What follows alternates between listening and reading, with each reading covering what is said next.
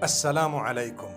Each time I write Insha Allah in English, people comment saying you must separate these three words Insha Allah and you must not write it together because it has a bad meaning. It means create Allah, and someone said this and someone said that and it's wrong and you cannot. Okay, let me explain. It's not like we don't know how to spell it.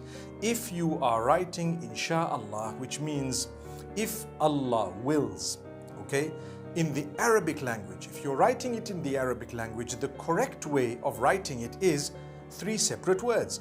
Insha Allah. So Insha Allah. And when you're saying it, you say Insha Allah. Okay? So I'm writing it in the Arabic language. The correct way of writing it is three separate words. Insha Allah in the Arabic language. In any other language, if I am saying if Allah wills in English, I should write IF space ALLAH space WILLS. That's if Allah wills. Those are three separate words. But if I am doing what is known as a transliteration, which means it's Arabic, but I'm just writing it in another language for people to read it, I can write it anyhow, completely, for as long as it is readable to the people, legible, they can see it, they can read it. If you look at, the Malay language, they write Insya Allah, the S-Y-A. They pronounce the S-Y the way we pronounce S-H. So they can write it how they want, for as long as when people read it, they read it Insha Allah. Because a transliteration means nothing. It is only making you read something. For example, I write Bismillahir Rahmanir Rahim. How should you write it? Come on. Don't get into such a silly argument. You can write B-I-S-M. You don't need to write B space, I-S-M space, A-L-L-A-H space. You just write B-I-S-M-I-L-L-A-H,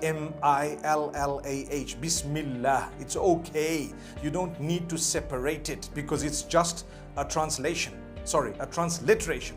But if you are writing it in the Arabic language, you will need to write the Ba, Sin, Mim, space, Allah, space, Ar-Rahman, space, Ar-Rahim, because that's the Arabic and that's how it should be written, okay?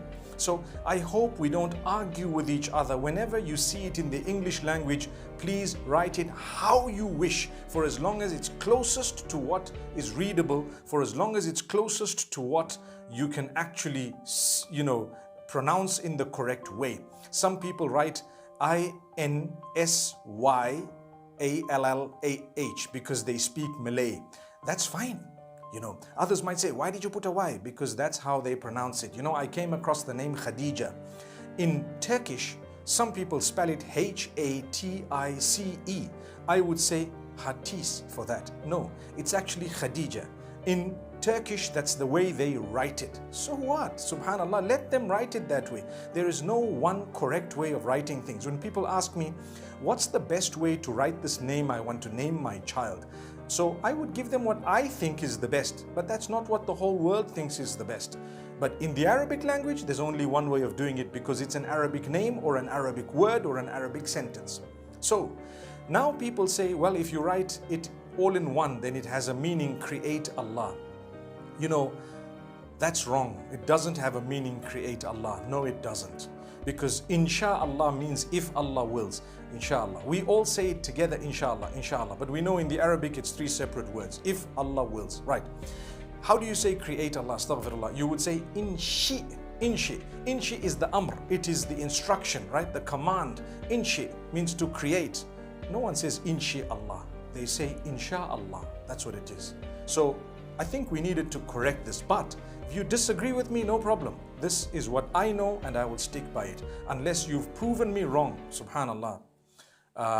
As far as I know, when it comes to sarf in the Arabic language, if you know a little bit of Arabic, it comes from ansha'a yunshi'u, and the amr is inshi. Thank you very much. It's not insha, okay? So may Allah make it easy for all of us. I think we should stop arguing about these things.